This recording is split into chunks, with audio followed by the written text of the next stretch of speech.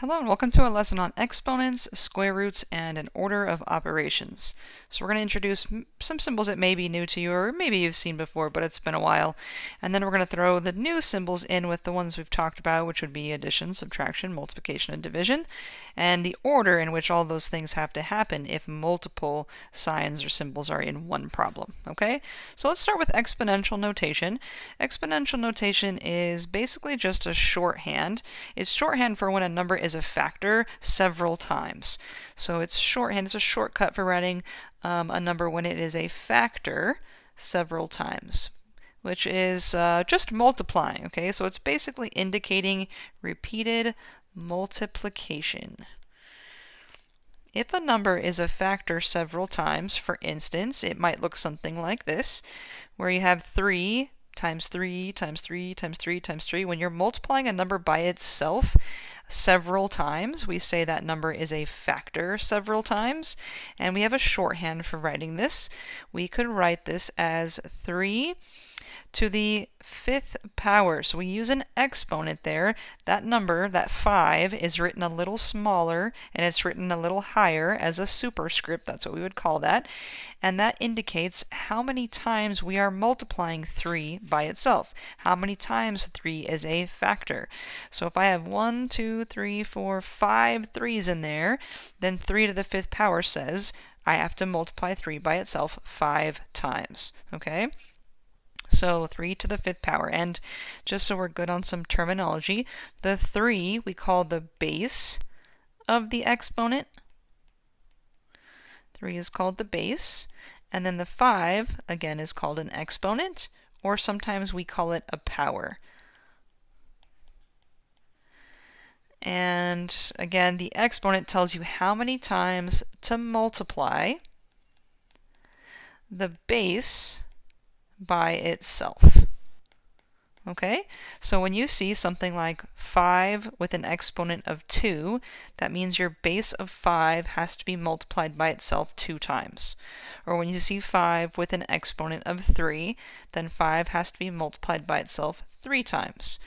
Or 5 with an exponent of 4 means the base of 5 gets multiplied as a factor 4 times. Or 5 with an exponent of 5 means 1, 2, 3, 4, 5 of those as a factor. Okay? So hopefully we understand the concept. Now there are a couple different ways we can read or say some of these. So just want to make sure we're familiar with all of the terminology. So when we're looking at 5 with an exponent of 2, all right, so back to this one, 5 with an exponent of 2, we can read that as 5 to the power of 2.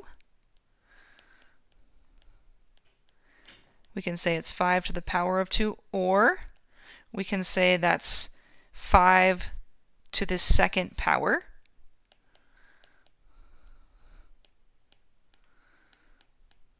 And the 2nd power is kind of a popular one. It's one that is used often, so it has another special name. We could say that it's 5 squared.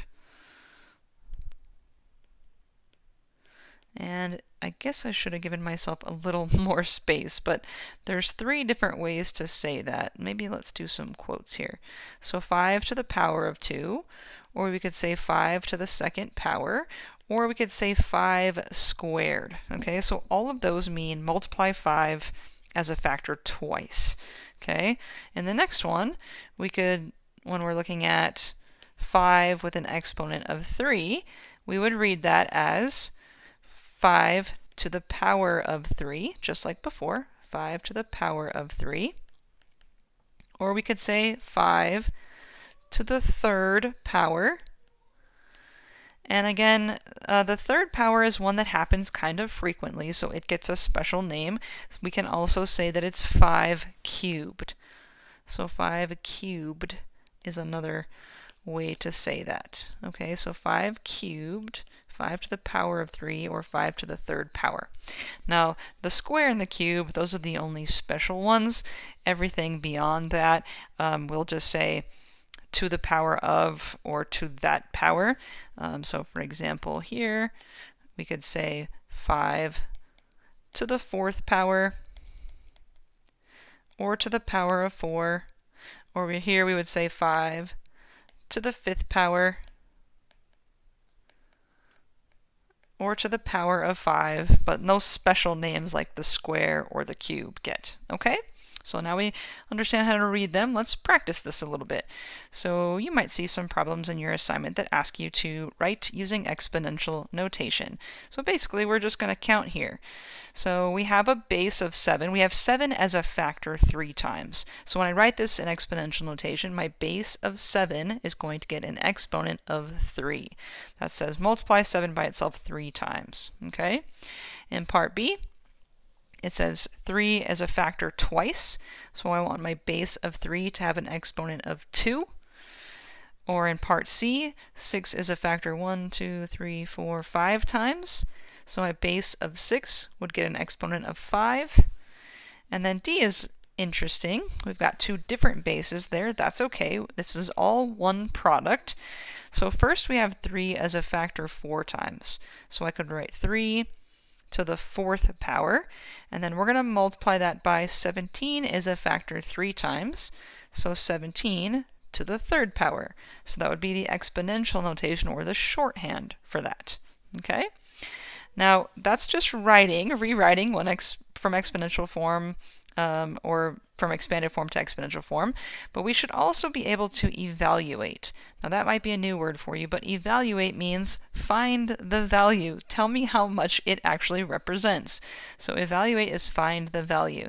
So if I said evaluate 9 squared, that means I actually want you to multiply 9 times 9 and tell me what it is. Well, 9 times 9 is 81.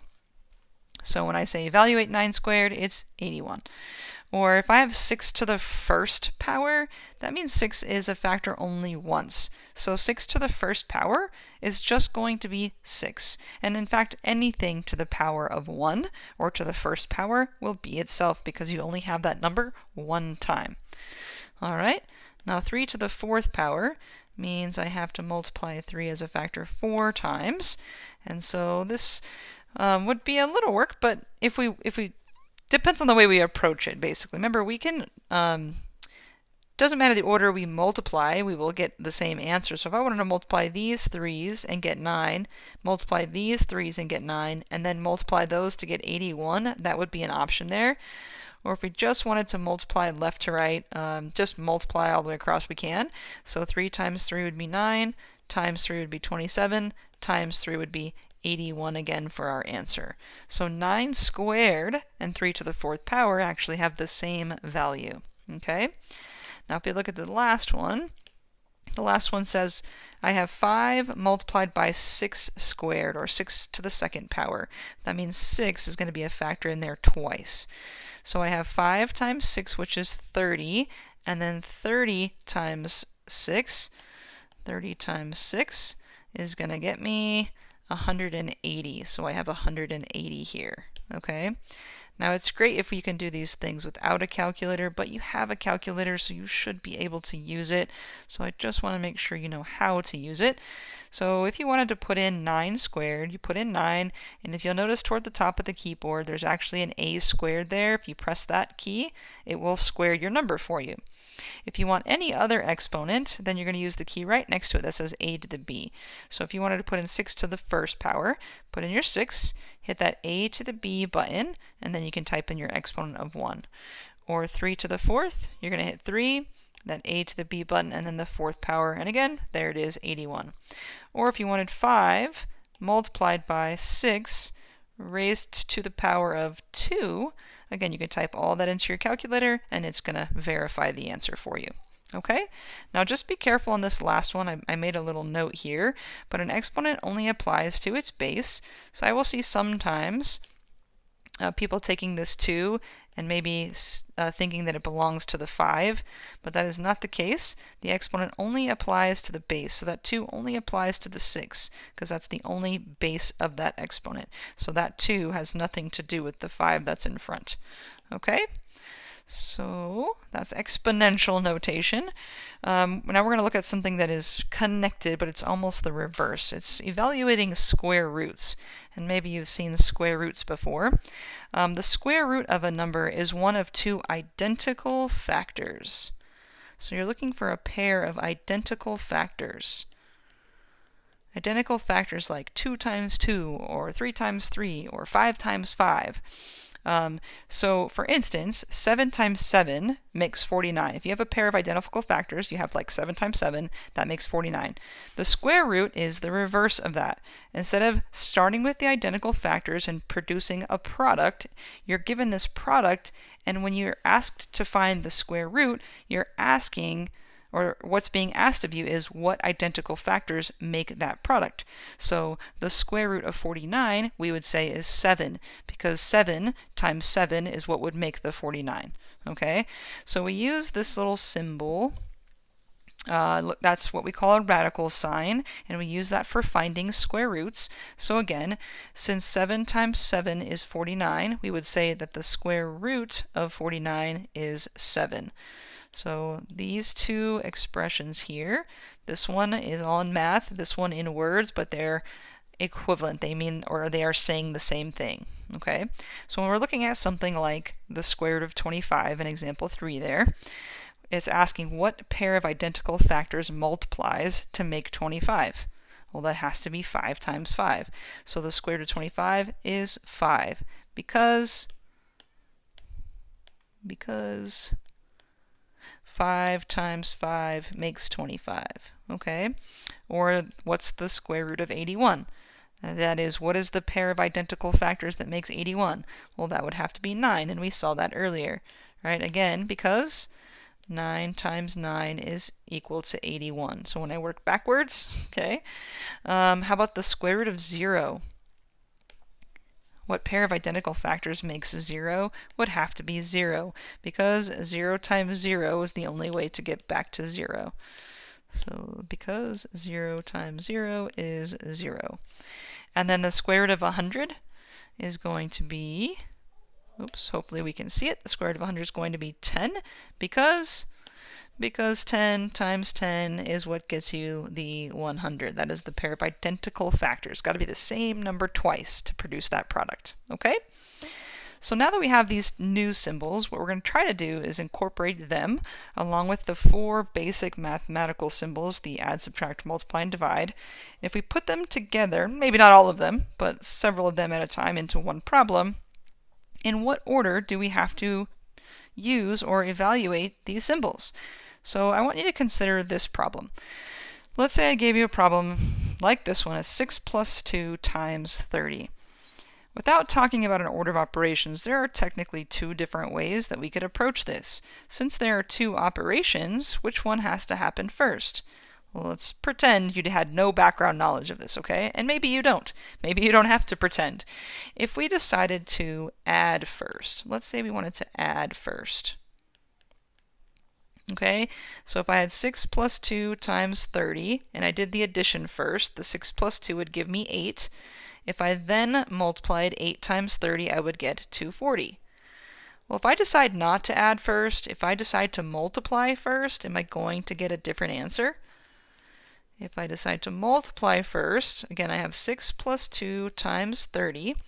If I multiply first, the 6 will come down, and the 2 times the 30 is going to give me 60 here. Well, if I add after I multiply, then 66 is my answer. And those, not being the same thing, is a problem.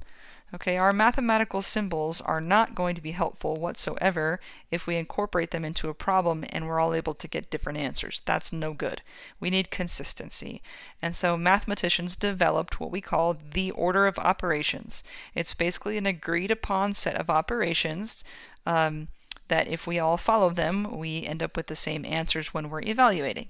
So to create consistency when we're evaluating mathematical expressions, mathematicians agreed upon an order in which to perform our operations, an order in which we do our addition, subtraction, multiplication, division, our exponents, our square roots, those things. And the agreed upon order is as follows. It says, the first thing we want to do is perform all of the operations that are inside of parentheses or brackets or any other grouping symbols. Anytime we have grouping symbols, grouping numbers together, like fraction bars or square roots or, again, parentheses or brackets, we want to figure out what's going on inside of those grouping symbols first. And then we take care of any expressions that have exponents. So we would evaluate exponents next. And then after we've done grouping symbols or taken care of things inside of grouping symbols, we've taken care of exponents. Then we would multiply or divide. And these are in the same step. When we are looking at multiplication and division, we go in order from left to right. So if there was multiplication and division in a problem, we just work it from left to right. And then addition and subtraction are the two operations that happen last. And addition or subtraction again will happen in a problem in order from left to right. So if you had a plus and then a minus, or a minus and then a plus, it's going to go in that order no matter what, just left to right. And the same thing with multiply and then divide, or if it was divide and then multiply, we're going to go left to right. That's going to help us create our consistency. Okay, so let's try this out. And the great news is we have calculators, right? Calculator can verify everything that we're doing, and we've got to be proficient with the calculator, because the farther you go on into math, the more you start adding on the abstract knowledge, the algebraic knowledge, and you can't get hung up on some of the numerical knowledge, okay? Being able to perform the basic operations. So it's good to have the foundation, but also good to be proficient with technology. All right, so let's start here. In this problem, we're looking for grouping symbols. We don't have any. Exponents would be next in the list. We don't have any of those. But we do have multiplication and division. So it was grouping. I did not want the highlighter. Grouping symbols, exponents, multiplication, division, addition, subtraction. Now, this might look vaguely familiar, although you've probably seen this with P here. PEMDAS is commonly used to refer to our order of operations, the grouping symbols being parentheses typically. So if that sounds familiar, that's what order of operations are. So if we use that as our little checklist, grouping symbols, exponents, multiply, divide, add, subtract. We don't have any grouping symbols in number 4. We don't have any exponents in number 4. So we want to look for multiplication and division, and we're going to work it from left to right. So I'm going to do this multiplication here, and 2 times 2 makes 4. And the subtraction I'm not going to do anything with, but I want to do the division that's here. So 3 divided by 3 is 1.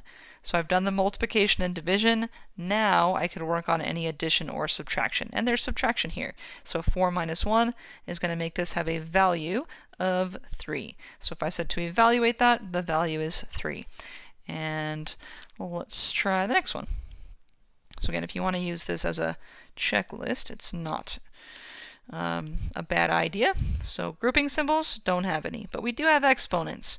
So I'm going to take care of this exponent here, and 4 squared, 4 to the second power, means 4 has to be multiplied by itself. So 4 being multiplied by itself makes 16. So 4 squared becomes 16, and I'm just going to bring down the rest of my problem. So there weren't any grouping symbols. We did our exponents. Now we would do multiplication and division, and we're going to work from left to right. So we're going to go left to right. First is our division, 16 divided by 2, which makes 8. Then we'll just bring down the times 4, and now we can multiply the 8 times the 4 to make 32. So our result's going to be 32 here. Okay? And let's try the next one. Grouping symbols, exponents, multiplication, division, addition, subtraction. So we have a grouping symbol this time. We've got a set of parentheses, and inside the parentheses we have something we can simplify. So we're going to take care of that first. Inside of the parentheses, 8 minus 6 is going to make 2. So I'm going to change this to 2 squared, and I'm just going to bring the rest of my problem down. So I took care of that. And I have 2 exponents now, so I'm going to just one at a time. So first I have 2 squared, which means 2 times 2. So that 2 squared becomes a 4. And then I have 2 cubed here, so 2 times 2 times 2. So 2 times 2 is 4, times another 2 is 8. So I have plus an 8, and then I have a times 3. Okay? So just so I didn't lose anybody, the 2 squared became 4, I brought down the plus, the 2 cubed became 8, and I brought down the times 3. Okay? So exponents are done. Now I have multiplication or division. There's no division in here, but I do have multiplication, so that's got to be next. So the 4 back to blue. So the 4 and the plus can come down. So I want to multiply the 8 and 3 to make 24, and now that I've taken care of that, I can do my addition. So the 4 and the 24 comes together to make this answer 28. Okay, not bad, just gotta take your time with it, and again, we can use technology to verify.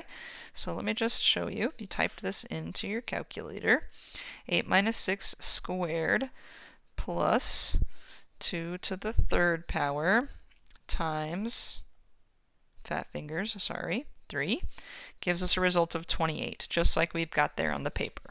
Okay? All right, let's keep going here. So next, I need to give myself a bit of space here. All right, so grouping symbols. Oh my gosh. Grouping symbols, exponents, multiplication, division, addition, subtraction.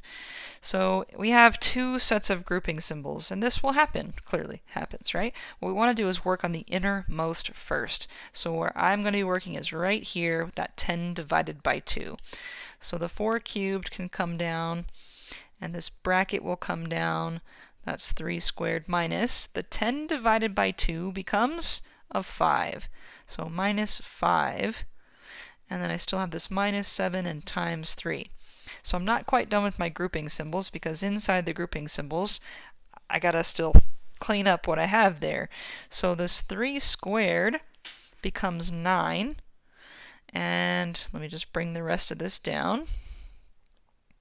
If we're inside grouping symbols, by the way, it's order of operations within those grouping symbols. So inside my grouping symbol, my exponent would have to come before multiplication, division, addition, or subtraction. So that's why I chose to take care of that 3 squared next. And I just got dots everywhere now. Okay, so the 3 squared became the 9, and then I still have the minus, and the parentheses around the 5 aren't really doing much, so I'm going to get rid of those. Okay. One more step to finish inside my grouping symbols. Now I'm taking care of this 9 minus 5. So I have 4 cubed plus the 9 minus 5 becomes a 4. So if you want to put the 4 in a bracket, you can, but it's just a 4. It doesn't need a bracket, so I can just bring down my plus and my result now, which is 4, and then I have a minus 7 times 3. Okay, so grouping symbols, finally done. Now I have exponents because I have a 4 cubed there. So I'm going to take care of my 4 cubed, which 4 times 4 is 16 times another 4 makes 64 here, plus 4 minus 7 times 3. All right, again, just piecing this out here. And if you can do it in fewer steps, cool. I just want to make sure I don't lose anybody. So I took care of that. And now I want to look for multiplication or division, and I have some at the end of my problem. So 64 is coming down, plus 4 comes down, minus comes down. I can multiply 7 and 3 to make 21 here. And now I can add and subtract, and I just do that from left to right. So 64 plus 4 is 68, and 68 minus 21 is going to leave me with 47. So 47 is my final result. And that is a bear of a problem. Okay, again, great to be able to use technology to verify. So you do have to be careful with the divide symbol, however, in Desmos. Let me show you. I guess this is a good opportunity to do that. Oh my gosh, go away, calculator, for a second. Page is all wonky. Okay, so you do have to be careful with not just Desmos, but a lot of calculators, they don't actually use the divide symbol. So if we're inputting this, we have 4 to the third power. That's not an issue. Plus, brackets I think are an issue for some calculators too. They are an issue in Desmos. Brackets and parentheses mean the same thing. It's just sometimes when you're within one problem, different authors, so depending on what you're looking at, don't like to use both together, but they mean the same thing. They're just grouping symbols, and so usually in your calculators, and Desmos included, you're not going to type in brackets, you're going to use parentheses, okay? So I'm going to have a set of parentheses here. It's taking place of that first set of brackets. I've got 3 squared, and then I want to minus or subtract in parentheses again. If I type in 10 divided by 2, it's going to make a fraction. It's okay as long as the the 10 and the divided by 2 stay together. We know we can use a fraction bar for division, but most calculators don't use a divide symbol. So just make sure your fraction bar in your calculator is capturing what is actually supposed to be divided, okay? And then after that set of parentheses with the 10 divided by 2, I close the bracket, so I'm going to close my parentheses. And then I put the minus and the 7 and the times 3, and there it is, 47, okay? Now let me see if there's another divide one I can show you just so we can make sure we're good with our calculator. Okay, so like this one, for example, number 5. If I type this in my calculator without really thinking, it's going to mess me up here. And you'll see why in a second. So it gives me an answer of 2, but the answer was 32. And that's because the calculator is using the fraction bar to group the 2 and the 4. So you see how the 2 and the 4 are at the bottom of the fraction? What it's done is it's grouped those at the bottom. But we don't want that. We actually want the division to happen here first and then the multiplication, because it's supposed to go from left to right. So when you're going to type this in Desmos or most of your calculators, after you hit your divide, if it automatically makes a fraction like that, you've got to get out of the fraction before you hit multiply. Get out of the bottom of the fraction. Otherwise, that times 4 got lumped in with the 2, and we need it to go left to right. Okay, so you're going to have to be tricky there. Let's make a little note. So in Desmos, here, we would have 4 squared, and then when we hit divide, it does the divide 2 like this. We got to get out of the fraction before we multiply by 4. And let me move this. Okay, so you got to be really careful with those divide symbols and your calculators, and Desmos is included with that. All right, let's look at the next one. Next one, we've got a fraction bar, which is like a grouping symbol. So we would use order of operations on the top, use order of operations on the bottom, and then the last thing we'll do is take care of that fraction bar. Okay? So order of operations on the top. On the top of the fraction, get rid of this pink. On the top of the fraction, I would take care of exponents first. So I would have 7 minus 2 times 3 plus 3 squared becomes a 9. And then I would do my multiplication. So I would have 7 minus 2 times 3 is 6, and then plus 9. And then finally, I can add and subtract from left to right. So 7 minus 6 is 1, and 1 plus 9 makes 10. Okay, so there's the top of the fraction. Now I'm going to work on the bottom. So in the bottom, I got to do the grouping symbols first. So this is going to be 5, and then a parenthesis, and 2 minus 1 makes 1. Now I kept the parentheses on this one because 5 is right next to it. That means I have to multiply, so I want to keep it to make sure I multiply. So that's what's left here, 5 times 1, which makes 5. And so now at the end here, actually I should probably move all that over. Let me, this is a little ugly, I'm sorry. Okay, so I have 10 divided by 5. So now 10 over 5, 10 divided by 5 gives me my final answer, which is 2. And again, this is something that we could do in Desmos. It doesn't have any weird divide symbols. But if you're going to type it into Desmos, to make a fraction, you're going to hit the divide button first, and then you can type in 7 minus 2 times 3, and then plus 3 gets squared. And then on the bottom, we've got 5 parentheses 2 minus 1, and there we are with our answer of 2. Okay? All right, last one. Feel free to pause the video and try this out, see if you could do it. Otherwise, let's go ahead and knock this out together. So we don't have, well, the square root is kind of like a group symbol, like it's trapped that 64 in there, just like a set of parentheses would trap some numbers inside. So I'm going to take care of that first. So 64 divided by the square root of 64 is going to give us 8, because 8 times 8 is that identical pair of factors that make 64. Then I'm going to bring down the times 2 and the plus 4. Now I got to work on my multiplication and division from left to right. There's no exponents in here, so multiplying and dividing left to right. So divide first. 64 divided by 8 is going to give me 8. Bring down my times 2 and my plus 4. Then multiply. 8 times 2 makes 16. And then at the end I can add, and 16 and 4 makes 20. So this thing has a value of 20. And again, this could go right into your calculator. So we have 64 divided by the square root of 64. And let's get out of the bottom of the fraction before we put in the next operation, which is going to be times 2, and then plus 4, and there's our answer of 20. Okay? So I think you've got enough to go on for your practice, but some of this is a little challenging, so if you find yourself needing some extra help, then by all means just reach out. And take care until next time. See you guys.